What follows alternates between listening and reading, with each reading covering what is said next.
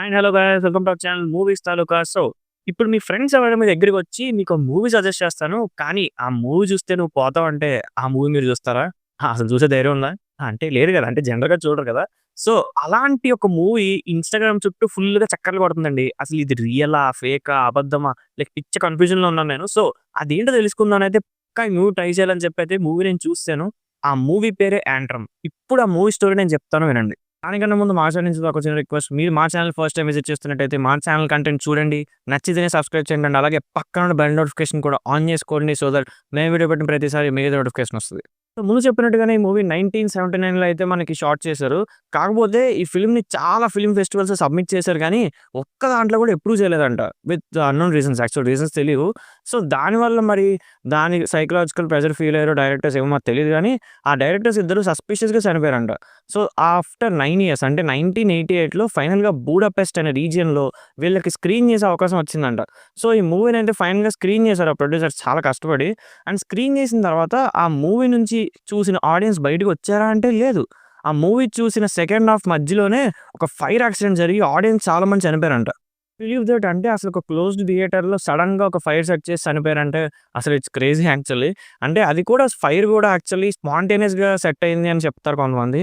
And police కూడా almost ఇది coincidental accident అని చెప్పి రిపోర్ట్ క్లోజ్ చేసేసారంట. ఎనీవే ఈ ఇన్సిడెంట్ జరిగిన తర్వాత కూడా కొంతమంది క్రిటిక్స్ కూడా చనిపోయారంట ఈ మూవీ. అట్‌లీస్ట్ ఆ మూవీ ఆళ్ళు చూడలేదు. చూద్దాం అని ట్రై చేసి చనిపోయారంట ఆళ్ళు. సో, ఆఫ్టర్ 1988 ఈ మూవీ 5 ఇయర్స్ మళ్ళీ ఎవరికీ కనపడలేదు. ఫైనల్‌గా 1993లో అగైన్ ఈ మూవీని స్క్రీన్ చేయడానికి ట్రై చేశారంట ప్రొడ్యూసర్స్. జస్ట్ ఒక యాక్సిడెంట్ అనుకుని 1988లో జరిగింది. సో, స్క్రీన్ చేయడానికి ట్రై చేసినప్పుడు పాప్‌కార్న్‌లో ఎవరో ఎల్ఎస్‌డీ అనే డ్రగ్ కలిపారంట.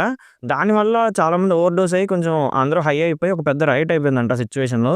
ఒక ప్రెగ్నెంట్ వుమెన్ కూడా చనిపోయింది అని చెప్తారు. సో, అప్పటినుంచి ఈ 'యాంట్రమ్' అనే మూవీకి కర్స్డ్ మూవీ అని ఒక ట్యాగ్ ఏసేసారు.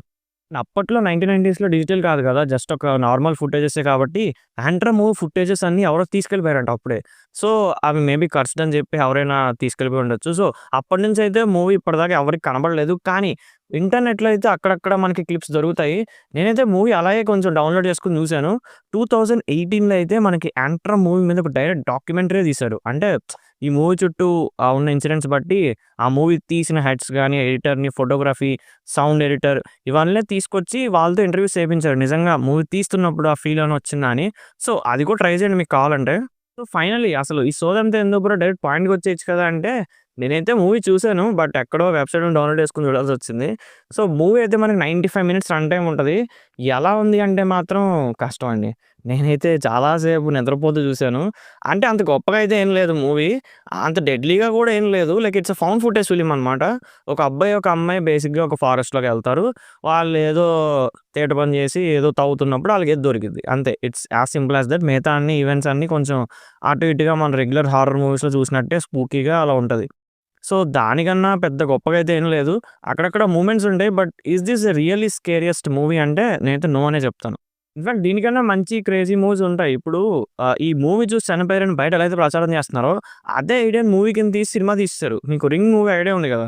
'రింగ్' మూవీలో కూడా ఇంతే. 'రింగ్' మూవీలో ఒక వీడియో ఫుటేజ్ చూస్తే 24 అవర్స్‌లో చూసిన పర్సన్ చనిపోతాడు అని ఒకటుంటది. సో, యాక్చువల్లీ అదే ఇంకా చాలా బెటర్‌గా, ఎక్సైటింగ్‌గా అనిపించింది. ఒకవేళ చూడకపోతే ట్రై చేయండి. It's again recommendation from our side. 3 parts ఉంటాయి. 'రింగ్ 1, రింగ్ 2, రింగ్స్' అని. థర్డ్ పార్ట్ అంత గొప్పగా ఉండదు. But if you want try you can try it. Most important point. సరే ఇప్పుడు నేను మూవీ చూసాను గదా! నాకేమనిపించింది? ఆర్ నాకేమైనా పీడకలొచ్చిందా? ఆర్ నాకేమైనా అయిందంటే ఏం అవ్వలేదండి. చక్కగా గురకపెట్టి మరి పడుకున్నాను. చాలా నిద్రొచ్చింది అసలు ఈ సినిమా చూసాక. సో, ఇవన్నీ అయితే నిజం గాదండి. అప్పట్లో గుర్తుందా మీకు 'ఈవిల్ డెడ్' మూవీ రిలీజ్ అయినప్పుడు ఆ తాలూకా క్యాస్ట్ అంటే ఆ ప్రొడ్యూసర్స్, డైరెక్టర్స్, యాక్టర్స్ అందరూ చనిపోయారు. అబ్బో! ఇది పెద్ద కస్ట్ ఫిల్మ్ అన్నారు గదా! కానీ చూసిన ఆడియన్స్‌కి ఏం అవ్వలేదే. ఆఫ్‌కోర్స్ కొంతమంది లో హార్ట్ కంట్రోల్ ఉన్నవాళ్ళు ఆళ్ళు చనిపోయారు. బట్ వాళ్ళు కాక majority of the audience enjoyed the movie in fact. So, ఇవన్నీ జరుగుతూనే ఉంటాయండి. ఆ పాయింట్ ఏంటంటే 1979లో ఆ మూవీ అయితే మనకు అంతగా ఆడలేదు కాబట్టి, కావాలని దాన్ని క్యాష్ చేసుకోవడానికి ప్రొడ్యూసర్సే కొన్ని పబ్లిసిటీ స్టంట్స్ చేశారేమో అని నా ఒపీనియన్. మేబీ అది జరగొచ్చు, జరగకపోవచ్చు. అండ్ 2018లో చివరికి ఒక డాక్యుమెంటరీయే రిలీజ్ చేశారంటే జస్ట్ ఆలోచించండి ఒక పబ్లిక్ స్టంట్ అని. సో, థట్స్ మై ఒపీనియన్ అండి. ఒకవేళ మీరు మూవీ చూసారా? నిజంగా మీకు అనిపించిందా? ఏమైనా చిల్స్ ఫీలింగ్ వచ్చిందా? వస్తే కింద కామెంట్స్‌లో మెన్షన్ చేయండి. సో, ఇంకా ఇలాంటి క్రేజీ స్టఫ్ కోసం మా ఛానెల్‌ని సబ్స్క్రైబ్ చేసుకోవడం మాత్రం అస్సలు మర్చిపోకండి. మేము ఇంకా సూపర్బ్ స్టఫ్‌తో మీ ముందుకొచ్చేస్తాం. సైనింగ్ ఆఫ్ టీమ్ మూవీస్ తాలూకా.